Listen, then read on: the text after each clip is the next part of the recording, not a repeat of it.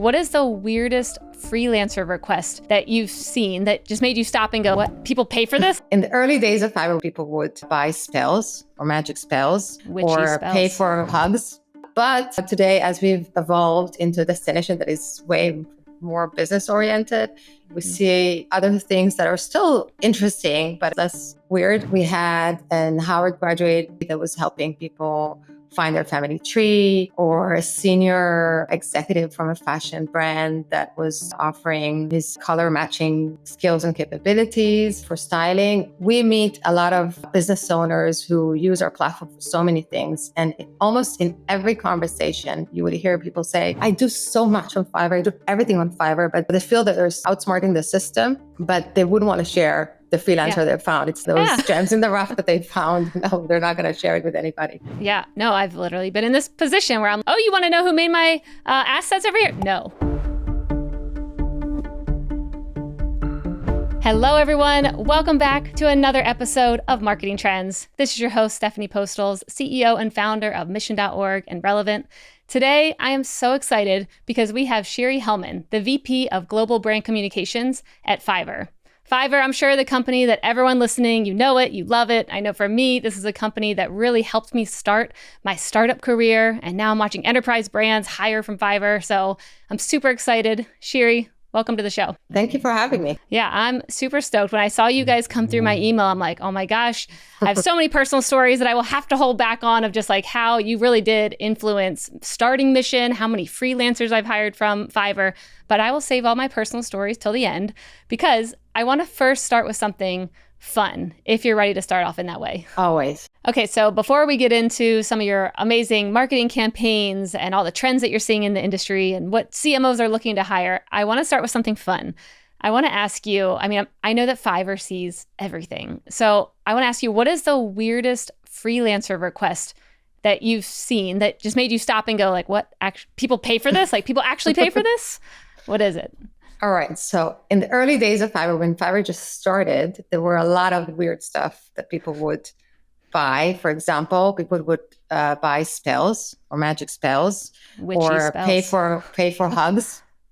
Wow. But today, as we've evolved into a destination that is way more business oriented, we see other things that are still interesting, but I guess less weird. We had an Howard graduate in genealogy that was helping people find their family tree, or a senior executive from a fashion brand that was offering his color matching skills and capabilities for styling. And we also, sometimes we do those kind of limited editions where we partner with, recently with people like Martha Stewart, that people would come and get her business advice and things like that.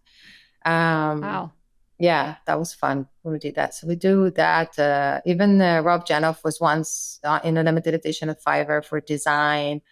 So this is, again, I can say it's weird, but it's definitely unique. Yeah, definitely things that people don't know about. Martha Stewart, being able to tap into her on the platform, that's pretty dope. Yeah, it was very dope. Wow, that really does show the scope of Fiverr and what people are like, I'm going to go on there and find anything I want, which is pretty powerful. Okay, so I want to get into just right off the bat about campaigns that you all have had at Fiverr, because I was looking at some of the stuff that you all have done, and it's fun and edgy and funny and just feels very cutting edge. So I wanted to start off there with what have been some of your favorite campaigns that you all have been running at Fiverr? Oh, it's like all my sons. It's hard to choose. I think, obviously now I'm in love with the latest one that we did, which was created by Fiverr freelancers that are it's a duo called Too Short for Modeling, created. There are AI directors, and basically our internal team came up to them with the creative idea to create, using VO3 and other AI tools, a video about a character that is challenging the idea that him and everything around him was created by Fiverr freelancers using AI. And then because he challenges them to, prove that they have the power to do everything, they kind of punish him in very different, funny ways across the video. until he kind of like, submit to the idea that those two Fiverr freelancers has the power to create whatever they want and how they want to. Wow, that's good. So these are Fiverr freelancers that made this. I know when I Yes. watched it earlier today, I was like, wow, this is really good. I thought you all made it. But then when I heard your freelancers made it, I'm like, that's even better marketing. So like, how did this happen? I guess for Fiverr, there is no like you or freelancers in a sense, because we do have our amazing internal team, creative and design and content.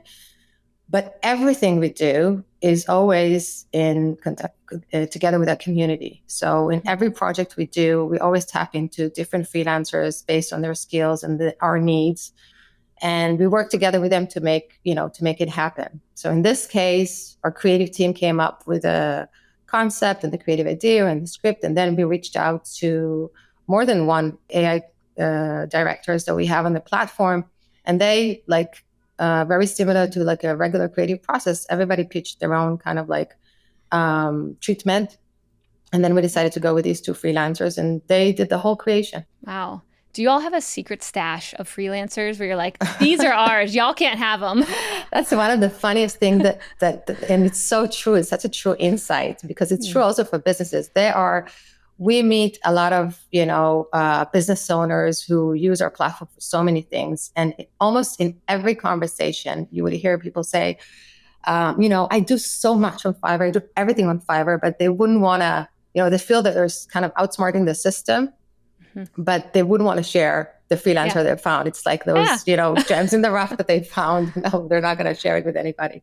Yeah. Which is true. On the other hand, they still like to take pride in the fact that they did, do it on Fiverr and they did find a freelancer to do stuff that usually they would probably need a bigger agency or something like that. So it's always like on one hand you want to brag, on the other hand you don't want to share. Yeah, no, I've literally been in this position where I'm like, oh, you want to know who made my assets over here? No.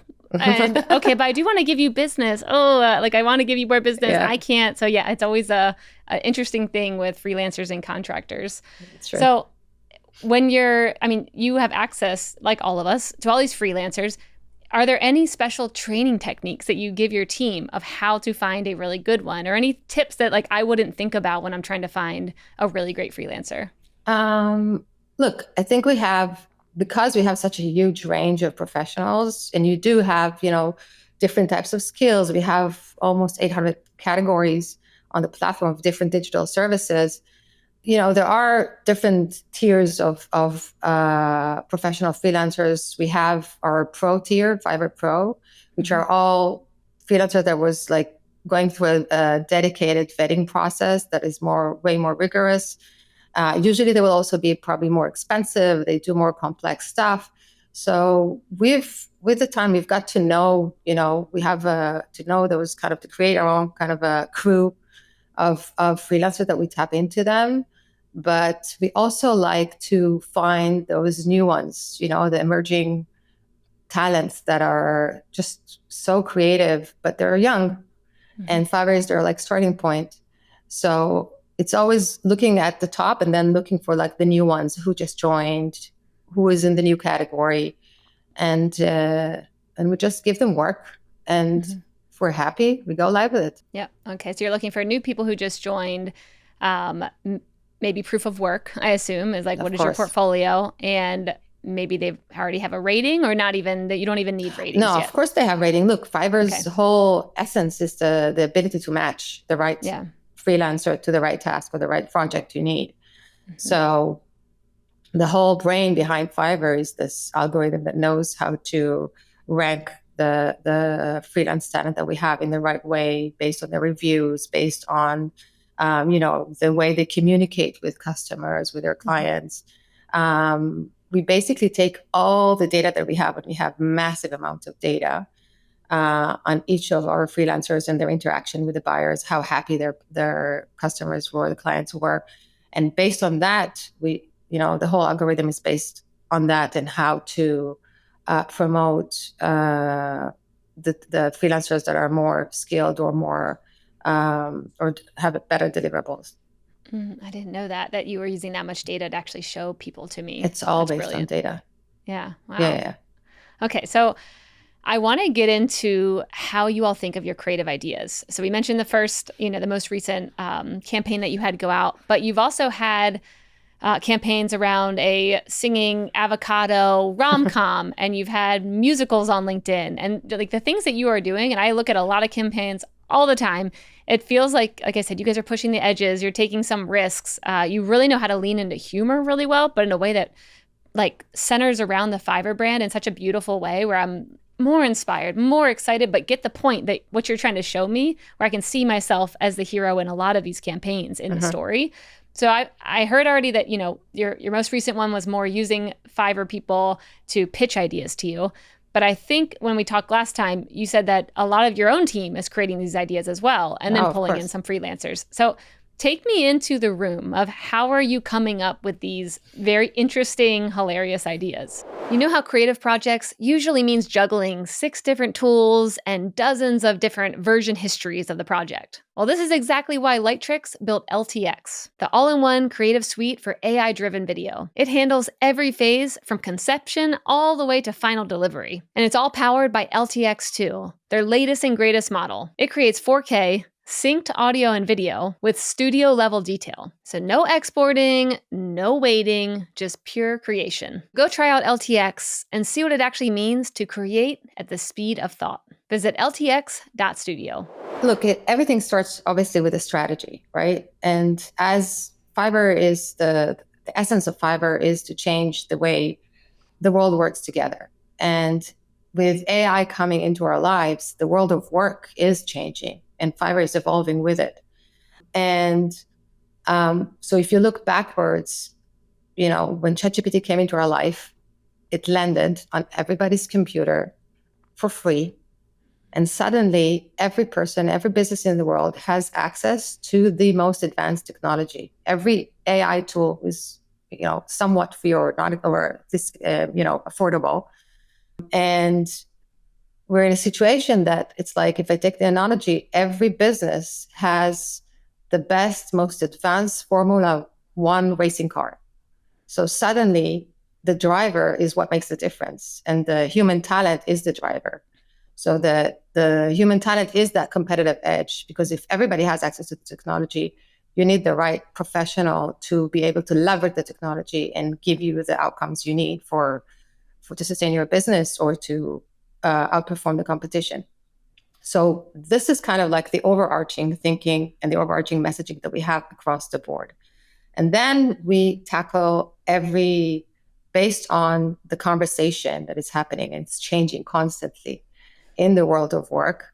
We're choosing what is the kind of the topic or the world we want to lean into that is currently what people are interested in, right? Mm-hmm. So if I go backwards, for example, if I take like Nobody Cares, right? When we launched this video, it was when most of the AI tools of video creation started, VO, and everybody was trying different things and posting on LinkedIn, what kind of tools did they use to create this scene or that scene.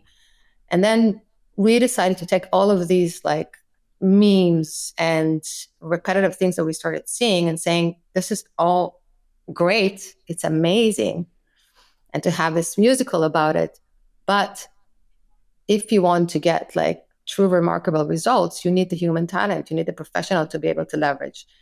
If you take the Avocado ad on vibe coding, right? This is a term that was coined like in March. By you guys, right? No, vibe coding was coined by the co-founder of OpenAI. Okay, glad I just was about to start a whole rumor that would have been a big problem. So yeah, I don't want to take any credits for that. No way. He said that term in the sense of with those all new no-code apps or platforms that you can just, give in to the vibe and even forget that the code is there. Mm-hmm. But that sparked a whole conversation about vibe coding and what is vibe coding and the rise of all those no-code platforms and Cursor and Lovable and Base 44 and everything is happening. And you know how you say there's the saying of like never fall in love with your own ideas. Mm-hmm. We realized that there's no better time to fall in love with your own ideas because now you can create your own ideas yourself. Yeah. But with the reality also, when you have a complex idea or when you are not a professional, and this all might change with time because you see those platforms getting evolved and every day. At that time, when we launched this campaign, we realized that even if I have the most amazing idea, and I tried it myself, I had this idea for an app, which I'll tell you about it later because I'm sure it's going to be groundbreaking. I was trying to create it myself, but then I realized that there's certain things that I don't know how to do. I need a professional to help me do them, whether it's like API related or sometimes that I do need to understand the code, and I'm not a developer, so I don't know that you actually do need a professional to help you bring your idea to life and also to market your idea. Like when everybody, the same analogy, when everybody can now create endless products, now the competition is hard and you need someone to help you push it and market it, which is another skill.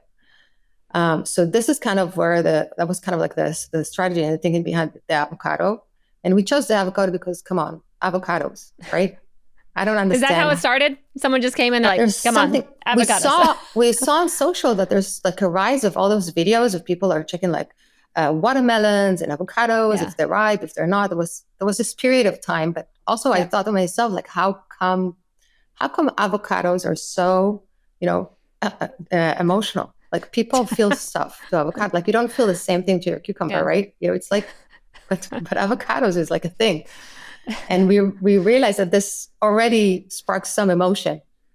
That's why we chose the avocado and the idea of creating an app that can tell if an avocado is ripe. So that was that. And now with the latest Gary ad, it was also after VO came out to the world, VO3, and you started seeing a lot of ads. There was this kind of the Super Bowl ad, and we realized that it's a great way to showcase the talent that we have on the platform by just letting them create. And I think the level of production that this commercial has is, it's astonishing to think how, these two guys together with our team, again, if you think about the time it took and obviously the cost, it's unmatchable.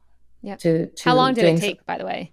It took about a month, I think. Wow. 4 weeks. Wow. Because it speaks to, to the level of production value that you want to get out of these tools, right?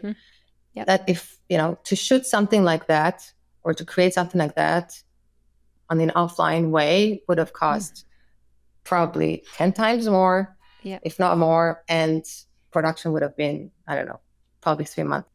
Yep, man. Yeah, we will definitely link this up along with everything we're mentioning so people can watch it. And we'll probably even put it into the videos as well. But I mean, it sounds like you guys, you're launching things very quickly, I would say. And so were there any campaigns that you were very nervous to launch? You're like, we're pushing this too far. I don't know if it's going to resonate. Is there anything that was just a little bit too edgy? And then when it landed, you're like, oh, okay, glad I trusted. You always have those thoughts, but it's like, you don't know. You don't know what you don't know. I think, I think the fact that we are always taking into account that it's going to suck. It's just not going to work. Yeah. And we like to take risks. And I think also it's, even when we're being edgy with our language, like we never try to just, poke things or for the sake of, of making noise or for the sake of, just being loud. I think every time we do something that is a bit edgy or might consider to be a bit edgy, always rooted in like true insight and something that people truly feel. So then it kind of lowers the risk because people identify with those things. And sometimes we also do mistakes and sometimes we do things that are not great and good thing that you don't know about them. Because they weren't that successful.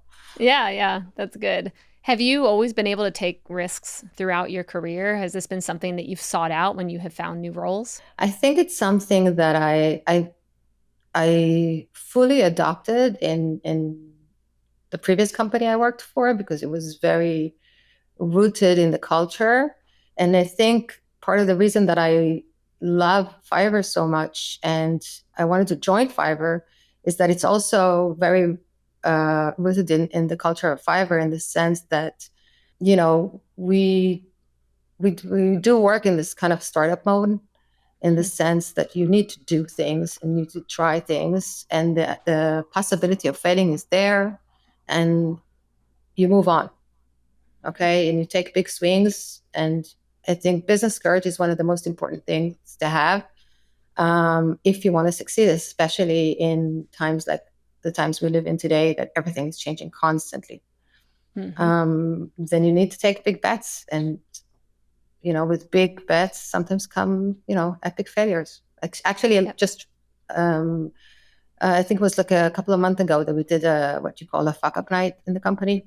Oh, amazing. Tell me more about this. It's a format. It's a known format that senior leaders go on stage in front of the whole company and share their biggest fuck ups from their career.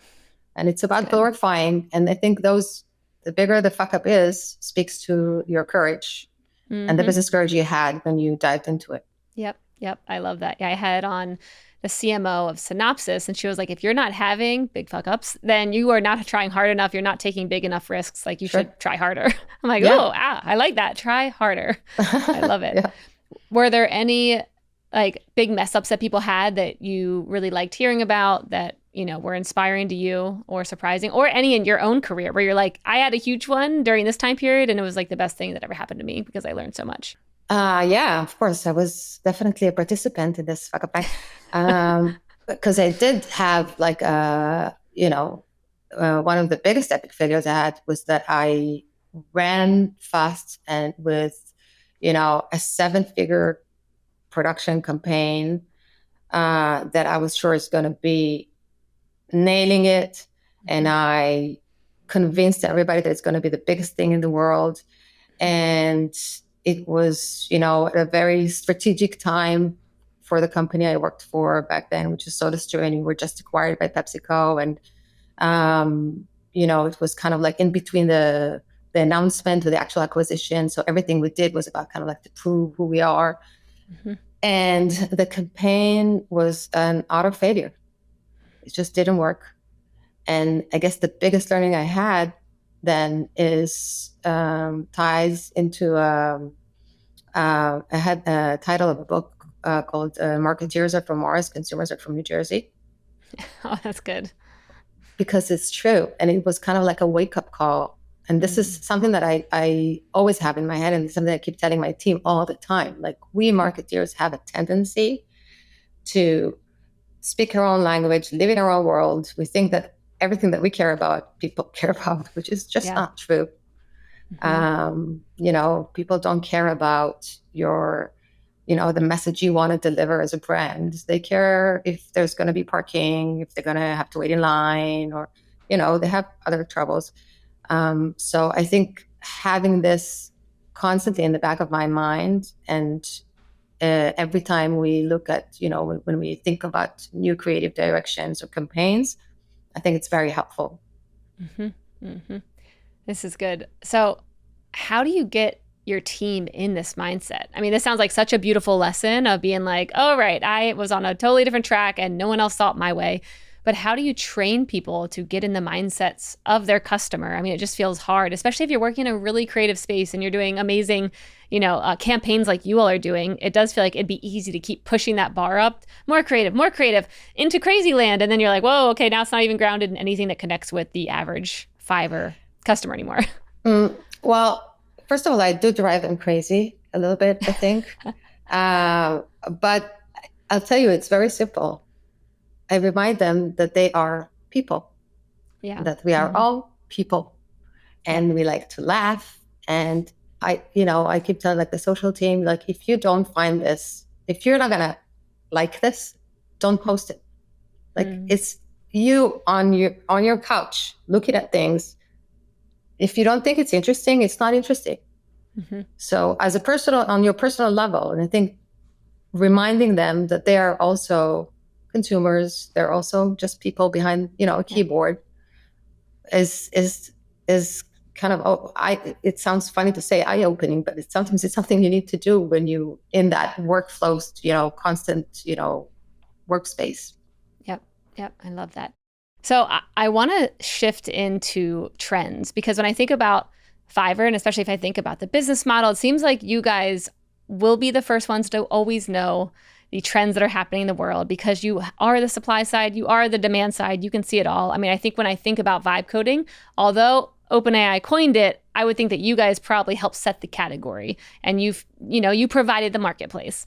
And so I want to ask you when it comes to thinking about, as a marketing leader, as a CMO, how do you see some of these roles shifting or popping up? Like what roles are you betting on that you see coming down the pike right now that you're like, well, I don't know if any business leaders see the demand that's happening here or the roles that are going to be needed over this next year? But I think it's exactly as you put it. It's always like goes both ways. Like it's simultaneous. The demand and the supply are almost like happening together. We're just identifying it and accelerating it and officializing it, right? Because we see the trends of search of people looking for specific skill sets or specific professions or specific projects. And then, we're looking into the supply side to see, and you're already seeing like different freelancers that are opening new profile pages offering with new offerings that are matching those searches. And what we do is basically we kind of, we boost it and we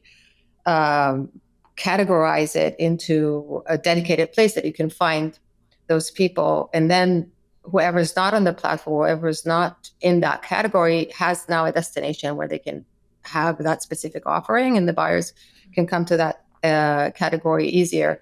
And then this is where also all our data and our algorithm and our matching comes in that knows how to identify the need and to send the business owner into the right freelancer that offers that thing. So I think it's not a matter of choosing.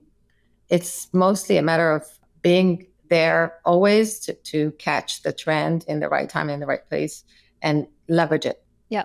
I mean, so that's what I want to hear more about that. How do you spot the trends? I mean, how can you tell if, one company is coming on and they're saying, I need, I don't know, some random role that you've never seen before. An AI is that a trend? Consultant, for example. Yeah. Okay. So that seems like a great trend. There's probably going to be lots of them. I mean, what are you seeing come on the platform right now that you're betting is an early trend, or you're like, it's not there yet. It's kind of like vibe coding early days, but it's happening.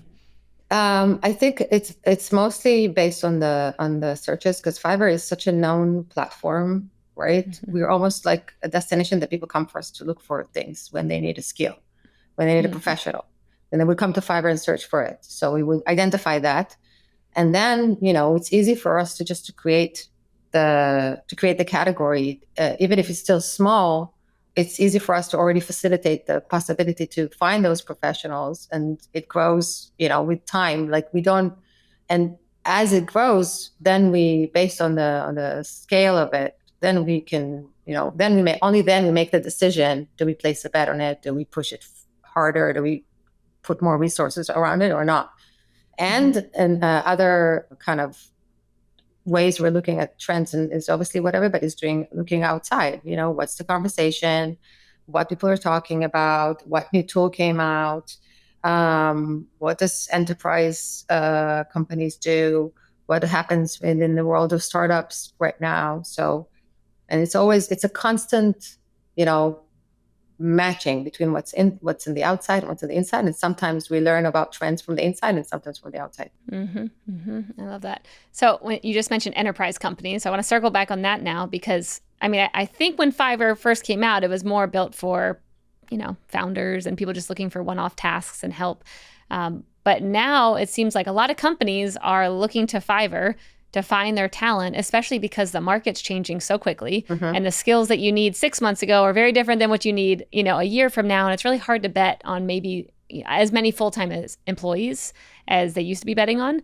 And so how has this shift been happening? I mean, are you actually seeing enterprise companies coming and hiring full teams from Fiverr now or really relying on Fiverr? Yes, absolutely. And I think it's not something that is only kept for enterprises. Like, freelancing has been, since COVID, freelancing has been a growing trend. And now with changes of the world of work and exactly what you say, that people are not sure what type of roles and skills they actually need in a company. That's true from startups to enterprises. So the need for agility and expertise, or new roles, new expertise is growing. And we see this evolution also within Fiverr, in the sense of, that, for example, you're right that the small tasks, the simple things have less demand, but there's more demand now to more complex projects, or very highly skilled freelancers. For example, if you take the world of SEO, which is a very big category at Fiverr, you see that, a lot, if not most of the freelancers are learning new skills and evolving themselves into the world of like LLM optimization and geo. Mm-hmm. And this is exactly what businesses are now looking for. Like, how can I find the right person to, and this is true for enterprises. It is true for small companies or mid-sized companies, because consumers' behavior have changed, and now people are searching through LLMs. So, okay, I need the right experts for that, and that's hard to find. And usually, the freelancers that were very strong in the world of SEO as evolving now to these new areas, and usually they're also very good at this.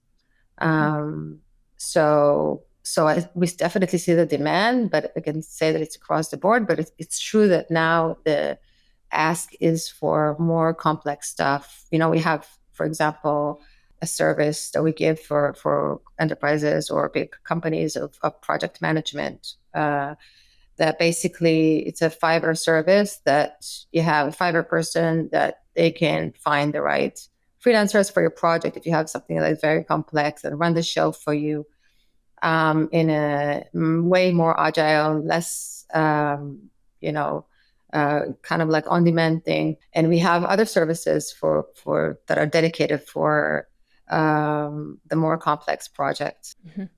I did not know you had that. That's interesting. Yeah.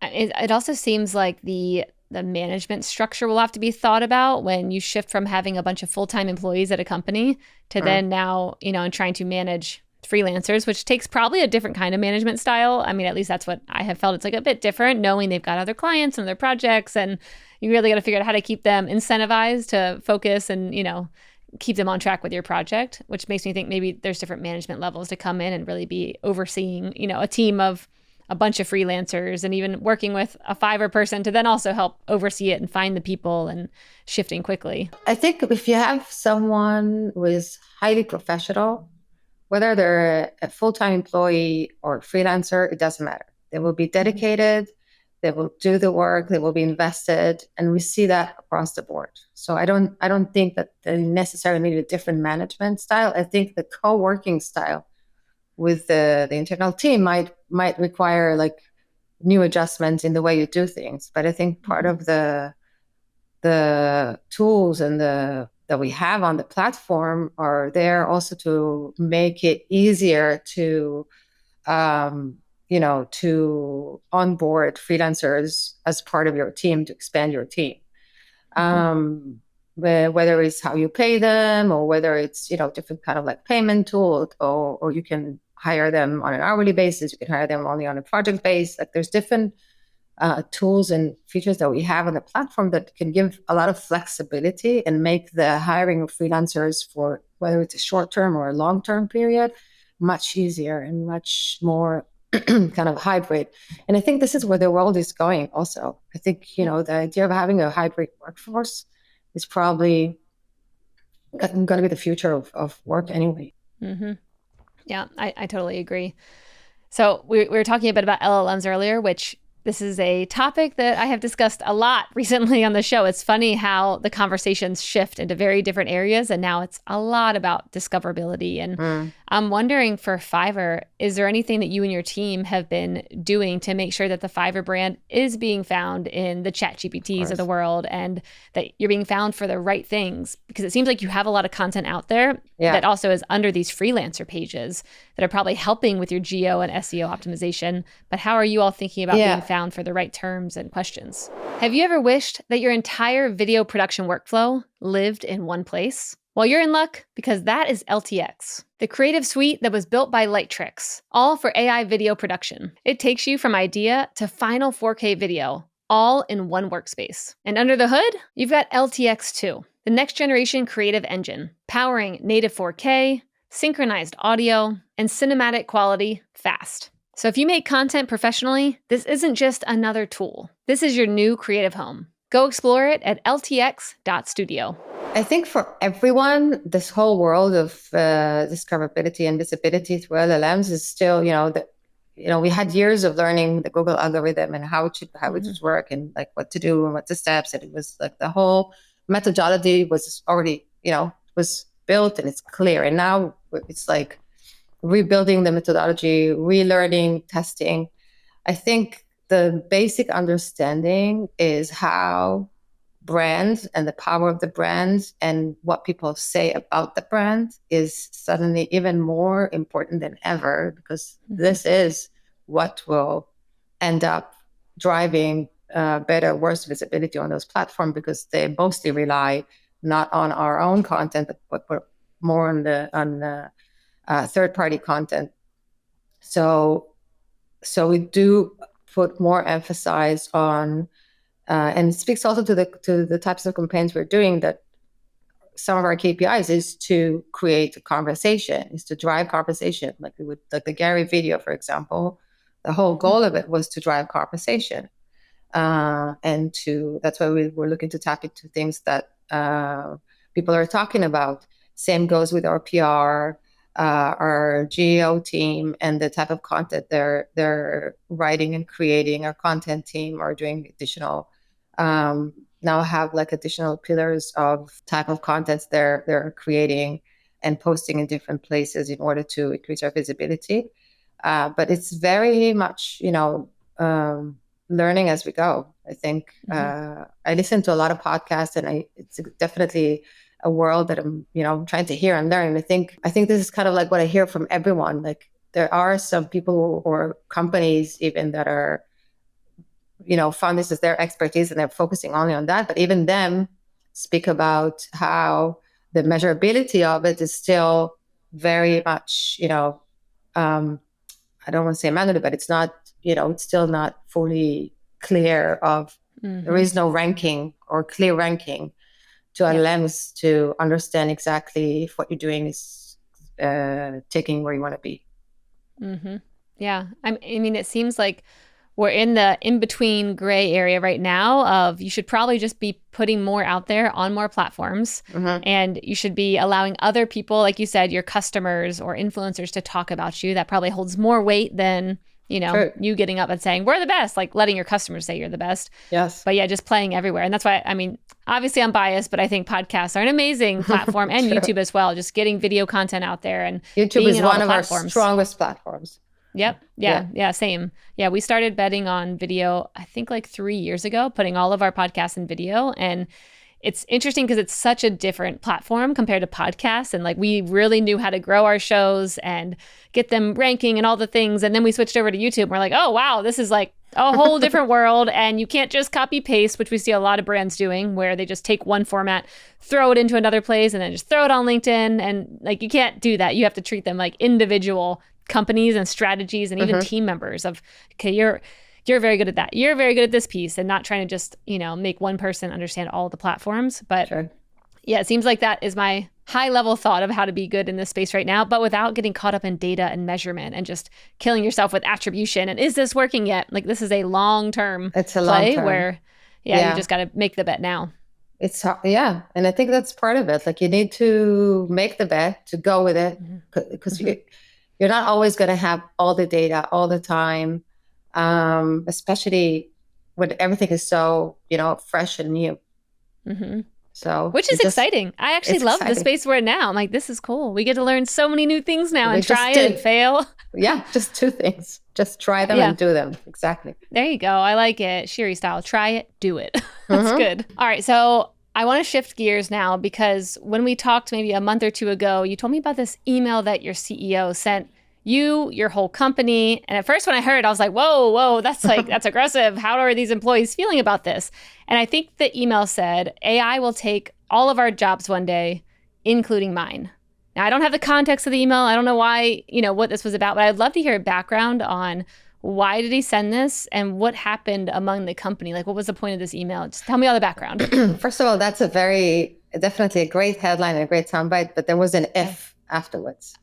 Oh, I missed the if. Okay, wait. Say it in the way it's supposed to be then. No, but no, it was true. That was the email. It was definitely very direct, and created a lot of noise, and definitely a lot of like interview opportunities for him.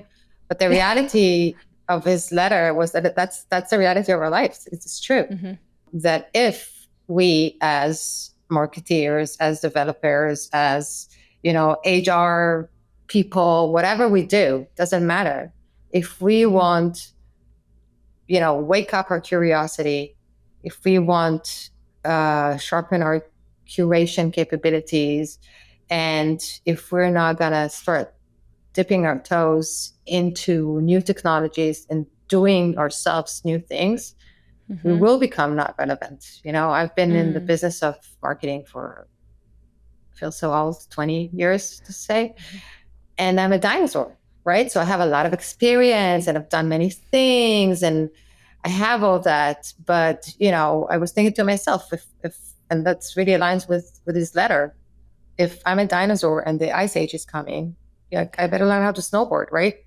If you want to stay relevant. And it was kind of a wake-up call email, I guess, for all of us. And that encouraged a lot of the employees, and I think it did the same with the echo it had on social and communication, to wake up and realize that we need to learn. Like, reality have changed. There's this new technology. Imagine internet, right? Or social media. Like today we're podcasting and we have YouTubers and there's influencers and social media managers and all that stuff that we take for granted. But I'm old enough to remember that these skills and professions did not exist. And if we want to stay relevant in this new age, we have to learn and try and do things that even if we don't understand them in the beginning, but we have to test ourselves to see what other skills we can evolve to. What does a marketeer means, 5 years from now? It's not going to be the same, right?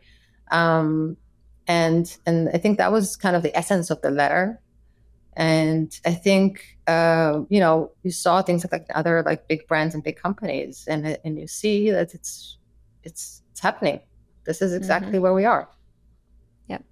So what personal shifts or shakeups did you see in yourself after you saw that email? And it probably had you, questioning a lot of things and skills that you should acquire. And I'm sure it can be also overwhelming of like, now I need to be a coder. Now I need to learn everything. Now I need to, so what did it wake up in you and maybe your team as well? So you can't, obviously you can't learn everything at once. But I think the first, it was a great shakeup. But I think, at least for me and my team, a second later, it was kind of like, all right, so now we start. And they know, it's true for Fiverr across the board, is that, when they come and they want, my team specifically also, when they need all those, they want to try different platforms to use it, they automatically get, the access they need to try new things. And we dedicate time for this as well. At least in the beginning, when new tools have arrived, all the videos or the new journeys, in the early days, it's funny, I called it the early days. I think it was like a year ago. The good old days. The good old days when Midjourney was like a new thing we all learned how to use. But it's to dedicate time in their calendars and to make sure that they spend the time of trial and testing and learning and bringing sometimes freelancers or other people that are already more savvy in those fields to teach them. And I also talk a lot. So my expectations from them is to understand that the boundaries are blurring, and each of them kind of if you think about personal development, that is now getting a whole new meaning and definition. It's not just about how I'm going to evolve in my field. It's like, okay, if I'm a designer and now I have the capability to deploy and to create, the landing pages or whatever I do without the need for anybody techie to do it, okay, here's another skill for me. So now I'm going to start doing that. If I'm a content writer or a UX content writer, designer, I can now create, design the page in the flow and the user experience that I think is the best in order to communicate that better to the actual UX designer or the developer or whoever that is. And I think it's not just this letter. I think it's the overall kind of mindset of Fiverr and the culture and the kind of the approach that our CEO brought in, and it's embedded across, all the senior leadership and the employees, is that we need to develop and to learn new skills, and there's always room for learning. Like there's no expectation that tomorrow morning everybody's going to be, but we are going to find ourselves in a situation that everybody's like some sort of a creators or multi-talents that can do a lot of things. And I guess I don't know how it would look like exactly, but I guess that will also impact the organizational structure and how we work on things. Yeah, one thought that I've been playing with, and you can tell me if you don't agree with this, but as a lot of things are getting automated, a lot of jobs are shifting, a lot of roles are changing. The one thing that I feel like I'm thinking about, like everyone betting on more, is how do I tap into my human self more? And like we've been so in our head, like in this world of how do I get better at a task and better at doing the thing. And now it's like, well, all these things can be done themselves, but how do you tap into wisdom, like pure embodied knowledge of a life you've lived, of an experience that you had that no AI tool could ever come up with because it didn't live it. It didn't. Only exactly. You did. And so I'm like, how do we tap into that as like be more human? I think it's how do we leverage that? Yeah. And our curiosity, our creativity, because it's true that, there are things that are still like, only humans can have. You don't get that, I think there was recently this, someone prompted ChatGPT to create a woman. No description, just create a woman. Okay. And do you see that one? No, tell me about it. So it gave a certain type, very typecast, kind of like of a woman. Obviously, she was thin. She looked in a certain way. And then she started asking on social, she asked everybody to take the same post and to see what they get. And everybody got the same woman, exact same woman. Mm-hmm. The only time she was different, or at least ethnically a bit different, is when the prompt was in a different language that matched the ethnicity that she came out as. And that was kind of like, oh my God, it's like, no matter, like you always get the same kind of average thing. Like she was, and I think if you want to, so I think what happens is that the technology definitely kind of like elevates the average, right? Mm-hmm. Everybody can do more things. Yeah. Also, we see it like in a category like book publishing, right? It's just one of the growing, you talked about trends and asked about like growing categories. Book publishing is a growing category because suddenly everybody writes books. Yeah, everyone's an author now. Everybody writes books, and everybody now coming to Fiverr to look for people who will help them edit the books or template the books or, design the books and all that stuff. And, but yet I would bet that with all those new authors, there's only one, Stephen King, there's no, so I think being creative and curious and having the boldness to try things is probably the most important qualities that we need to have today in order to think how can we leverage them. And creativity, it's like, creative thinking. It doesn't have to be, you don't need to be a creative person in your profession, but it's the things, the qualities that we definitely need to leverage, to think how can we leverage in order to bring value or create value in this new world.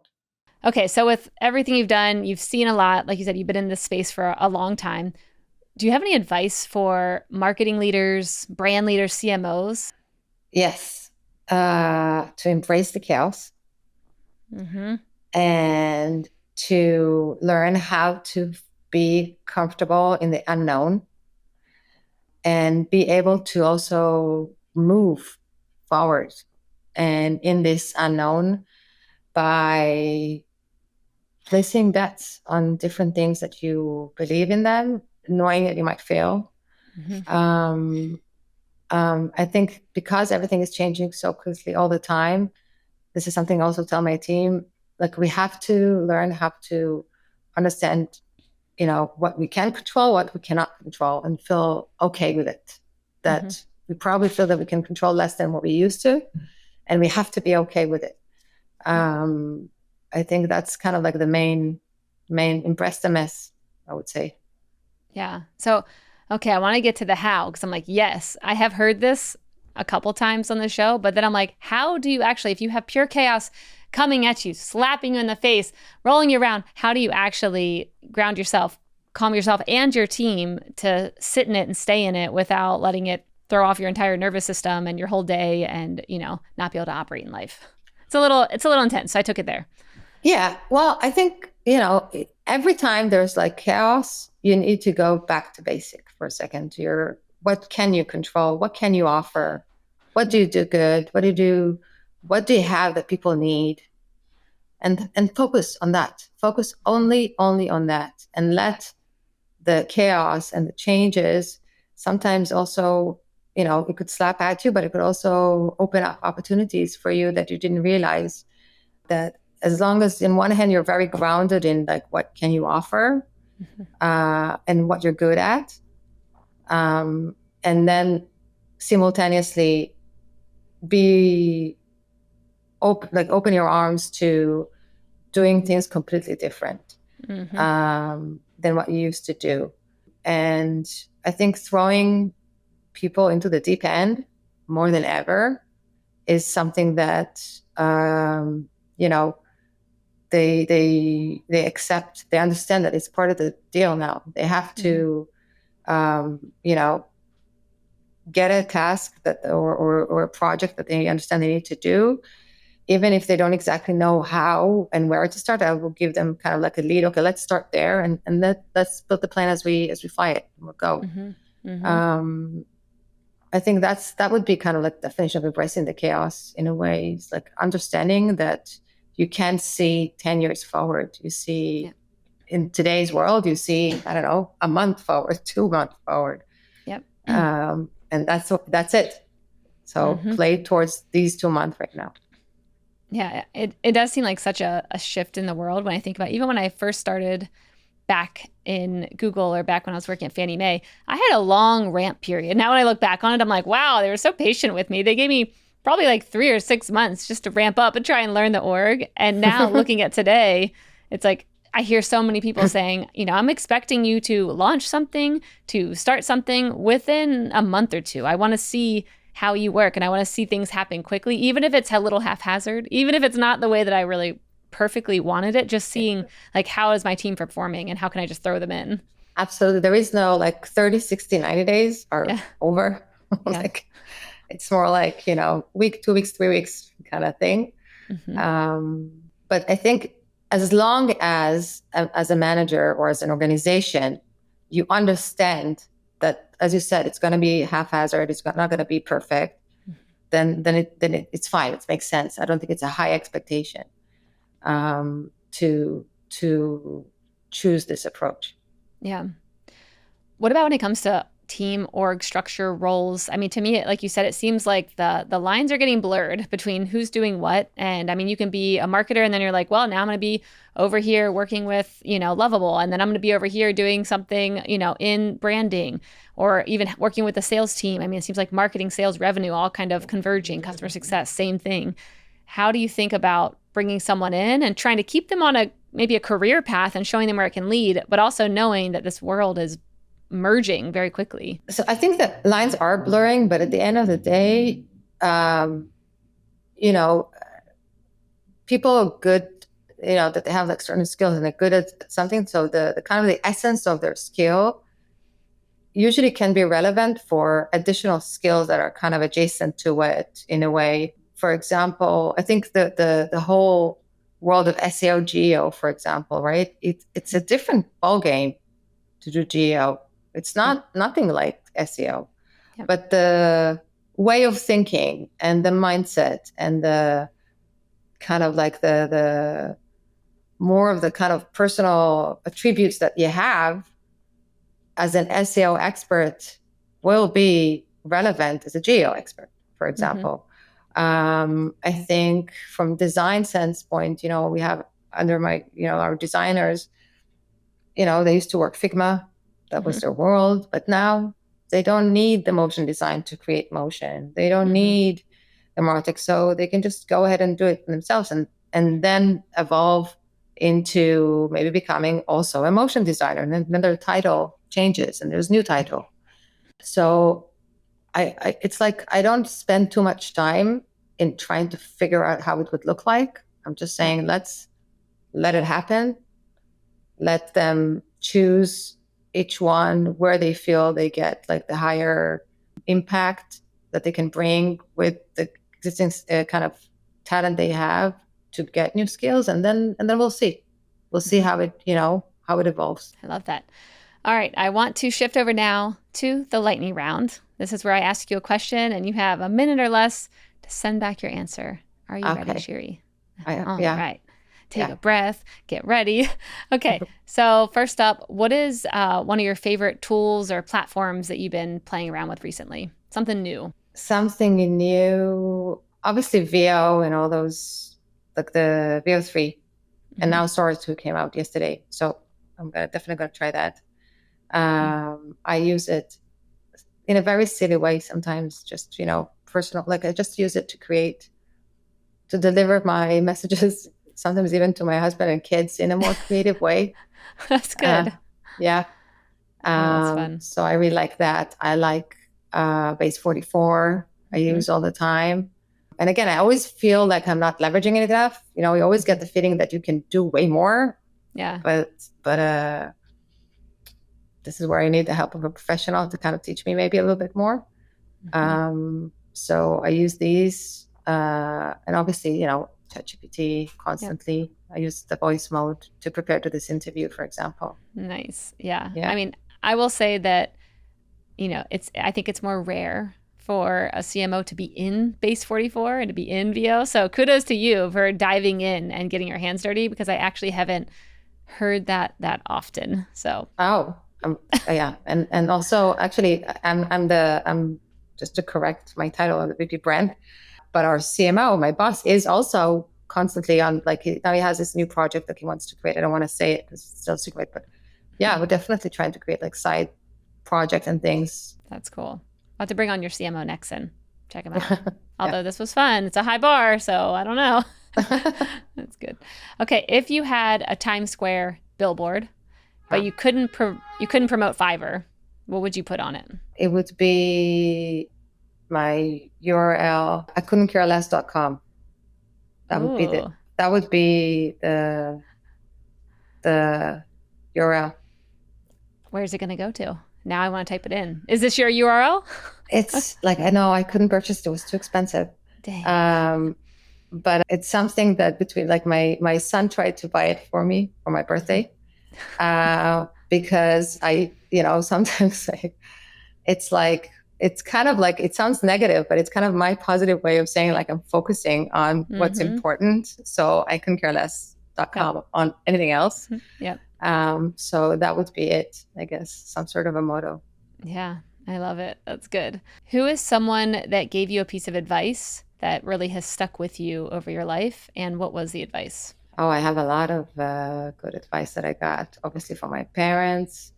A lot of good advice. And for work, I had a manager in my early days that she told me, never be offended. Never be offended. If you want to say something, get up and say it. If you're not invited to the meeting that you want to be in, find the note to bring in and stay in that meeting. Don't ever be kind of like, don't find excuses why you haven't brought yourself all in if you feel you should, kind of thing.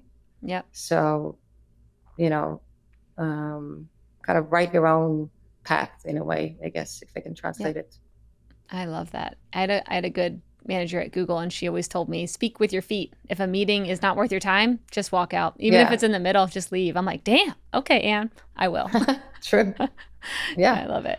Okay, what is a place that you get inspiration that maybe is a little outside the norm? It's not from work or anything. Like, where do you find some good, creative ideas or your inspiration comes from? I listen to a lot of books and podcasts. I'll be honest, since audio came into our lives, I became a very intellectual person. Me too. I got smart. I got smarter because as a I was growing up, it was very hard for me to read, to focus on a book. Yep. But since I can listen to books, I listen to every type of book or podcast, from economics to data science to romance novels to pop culture to all sorts of weird. I like to listen to niche things that I don't understand anything about. Then I start reading history. I think it's very inspiring when you look back at the evolution of things and how the evolution of people and how they behave and what drives people is very inspiring to me. I'm obsessed with understanding, what takes people and what drives them. Yeah, I love that. Okay, what's a favorite book that comes to mind? And then what's a favorite podcast that you tune into other than Marketing Trends, which I'm sure you just listened to all. I was about to say Marketing Trends, of course. Book, I think I read it ages ago, but it left a mark for sure. It was Shoe Dog. Oh yeah, such a good book. It's a really good book. And because it was not kind of like the traditional business CEO autobiography, there's something there that really left. I left the book not with a business of Nike, but with a person, with a human behind it. Yeah. So it was really beautiful. And podcasts, I listen to a lot of podcasts. I listen to Lenny's podcast, Prof G. I like Lex Friedman. I like even Joe Rogan sometimes, if I have patience, because I need patience. Yes. To that podcast. I'm very mainstream, I think. I'm not unique in any way. I don't know. I'd say you're pretty unique after this conversation. If anyone told you other's, no, but I'm okay. I'm an okay mainstream. I'm a middle child. It's fine. I think being mainstream rocks. That's good. Okay. And then the last thing, what is a hobby or something that you like to do that most people don't know that you do? It's going to sound, speaking of mainstream and shallowness, I had an argument with a friend of mine, which he is a very kind of very creative. He was a very senior in one of the biggest creative agencies in the US. And he does a lot of things. He does art and bikes and stuff like that. And we talk about hobbies. And I said, my hobby is to watch TV. And he said, that's not a hobby. And of course it is a hobby. I learned English from watching TV. I watch it with intention. I learn a lot of stuff. I Google things after I watch TV. So I think it's a hobby. I would title it as a hobby. And then we ended up becoming a whole argument whether watching TV is a hobby or not. I still vote yes. Yeah. I mean, I think whatever you want can be a hobby. So exactly. That's my thought. Yeah. Well, Shiri, this was so fun. Thank you for coming on the podcast and sharing all your ideas and wisdom. Really, really appreciate our time together. Where can people find out more about you, learn about, your background and what you're up to?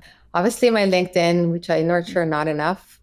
And all my contacts is there. Obviously Fiverr. And on your podcast. There you go. There you have it, folks. All right. Well, thanks so much. And we'll see you again soon. Thank you so much. This was fun.